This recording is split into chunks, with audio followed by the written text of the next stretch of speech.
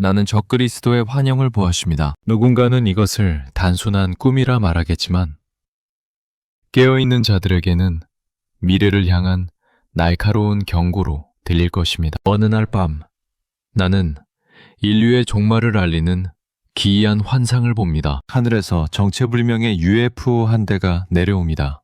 그것은 우리가 알던 비행체가 아닌 차원을 넘어온 타락한 천사들의 이동수단입니다. 그 안에서 한 남자가 내려 집 위 지붕에 섭니다. 그는 사람이 아닙니다. 이사야서의 환상처럼 사람의 가죽을 입었을 뿐 본질은 멸망의 영입니다. 그런데 지붕 아래에서 한 어린 남자아이가 걸어가고 있었습니다. 그 남자는 즉시 뛰어내려 그 남자아이를 단숨에 죽여버렸습니다. 이 꿈은 현대 음모론 중 가장 거대하고 치밀한 블루빔 프로젝트, 거대한 미혹, The Great Deception의 핵심을 꿰뚫고 있습니다. 지난 수십 년간 대중매체와 정부가 UFO의 존재를 조금씩 흘리며 대중을 길들여온 이유가 결국 결정적인 순간에 외계 구원자라는 프레임으로 적그리스도를 등장시키기 위한 포석이라는 분석은 매우 설득력이 있습니다. 나의 꿈을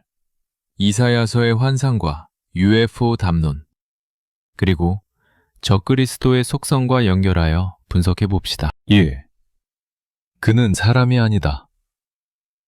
이사야와 UFO. 이사야서 14장에는 계명성 루시퍼에 대한 타락과 심판이 기록되어 있습니다. 이사야는 그가 사람이 아니다라고 환상에서 말했습니다. 사람이 아니다 라는 통찰은 매우 예리합니다. 적그리스도는 겉모습은 인간의 형상을 입었으나 그 본질은 타락한 천사 혹은 외계적 존재, 네필림라는 해석이 지배적입니다. 우리는 적그리스도 후보자로 대통령 유럽 수장 혹은 이런 사람 저런 사람이라 말하지만 다 틀렸습니다. 우리는 적그리스도를 앞으로 등장할 사람과 똑같은 모습의 외계인이라 불리는 그가 될 수도 있습니다. 그는 초자연적인 힘을 가지고 옵니다. 그래서 딥스들은 블루빔 프로젝트, 가짜 외계인 침공설 등, 그리고 외계인이 인간을 창조했다는 등 실제로 여러 나라에서 올라오는 UFO 등은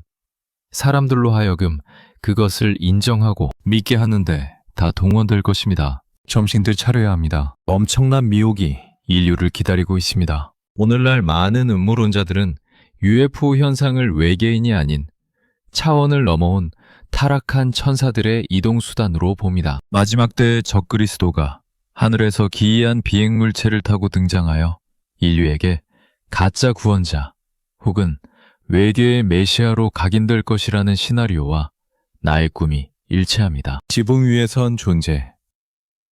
지붕은 높은 곳, 즉 권력과 통치를 상징합니다. 그가 UFO에서 내려 지붕에 섰다는 것은 그가 인간의 상식을 뛰어넘는 방식으로 권력을 장악할 것임을 암시합니다. 2. 어린아이를 죽이는 행위. 무자비한 본성과 미래의 말살. 단숨에 아이를 죽인 제스처는 적그리스도의 본질을 가장 극명하게 보여줍니다.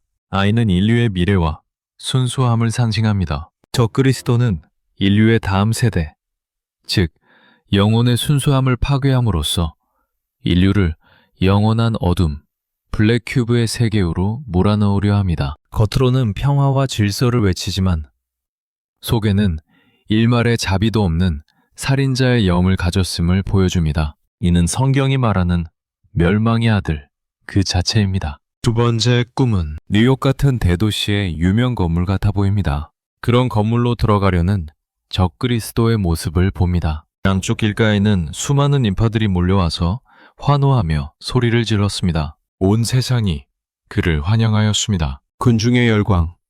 적그리스도가 외계 지식과 고대 유물의 권위를 모두 가지고 유엔에 입성할 때 사람들은 그가 전쟁과 기아, 질병을 끝내줄 것이라 믿으며 환호할 것입니다. 그가 안으로 들어가려는데 뒤를 돌아보며 싱긋 웃었습니다. 나는 온몸에 소름이 돋았습니다. 왜 눈에는 그는 전혀 인간의 피가 있을 것 같지 않은 동정심 없는 잔인한 모습이었습니다. 하지만 다른 사람들은 그를 환호하며 성대히 그를 맞아주고 손뼉을 치며 좋아했습니다. 내가 꿈에서 본 아랍 남자의 형상은 앞서 언급한 현대의 가장 강력한 적그리스도 후보입니다. 그는 이슬람이 메시아로 오리라고 기다리는 바로 그 정체입니다. 하지만 그는 지금 실존하는 지도자가 아닌 정말 외계에서 등장하는 남자로 등장할 수도 있습니다. 확실히 적그리스도는 이슬람에서 메시아로 구원자라고 말하는 알마흐드인 게 확실합니다. 그가 등장하여 언약궤를 찾았다며 전 세계가 보는 앞에서 언약궤안을 공개할 것입니다. 거기에는 두루마리가 발견되었는데 알라가 보낸 자는 무함마드였다 라고 쓰인 두루마리가 나옵니다. 그러니까 언약궤에서 증언하는 것은 예수는 가짜고 무함마드가 진짜라는 증표가 나온 겁니다. 이렇게 되면 교회와 기독교, 천주교 다 이단이 되어버립니다. 세계 각 나라에서 이슬람 무슬림들은 환호하며 기뻐할 것이고 그 영향력은 교회를 흔들어 버릴 겁니다. 그들은 이제 증거가 나왔다. 이단은 사형이다. 라며 기독인 잡기 열풍이 불 것입니다. 그래서 이단은 단두대로 가게 하려고 노아의 법을 만들었을 수 있습니다. 세상에 하루아침에 진짜는 가짜가 되고 가짜는 진짜가 되어 적그리스도의 등장과 함께 우리는 상상도 못할 세상 구경거리가 될 수도 있습니다. 나는 교인들이 폐쇄된 학교 안에 이리저리 도망다니는 꿈을 꾸었습니다. 이제야 그 꿈의 의미를 알게 되었습니다. 그리고 파티마의 예언도 생각납니다. 3번째 파티마 예언을 비밀에 붙였지만 그 내용이 너무 심각해서 그 내용 중에 바티칸의 교황과 신부들이 다 산을 오르며 도피할 때 군인들이 모두 총으로 사살한다는 내용이 있는데 아마도 이렇게 기독교에 예수 그리스도를 이단으로 확정하고 모든 기독인을 참살하는 것일 수도 있다는 생각이 듭니다. 언약궤의 비밀이 얼마나 세상 종교에 영향을 미치는지 우리는 상상할 수 없을 겁니다. 유럽의 이슬람들의 난민은 어마한 숫자에 이르고 그들이 유럽을 돌아다니며 교회와 성당들을 불태우고 바티칸의 교황과 추기경 등 신부들을 몰살하고 이것은 파티마 3에 기록된 내용입니다. 그 글을 읽고 이해가 되지 않았는데 이제 이해가 됩니다. 언약궤의 광풍과 이슬람의 광풍이 유럽을 바꾸고 세계를 바꿀 것이기 때문입니다. 적그리스도에 대한 환영 늘 궁금했었는데 이제야 풀리는 것 같습니다. 두고 보면 알겠죠. 언약궤를 찾아내어 그런 일들이 벌어지는지 보면 알게 될 것입니다. 나는 언약궤 이야기를 아이페코 S3 서힌트를 얻었습니다. 다니엘서와 요한계시록의 예언을 연구하는 학자들 중 상당수가 적그리스도가 과거 로마 제국의 영토였던 중동 지역, 이슬람권에서 나올 가능성을 높게 점칩니다. 아랍의 통치자들이 현재 네옴시티와 같은 초과학적 도시를 건설하고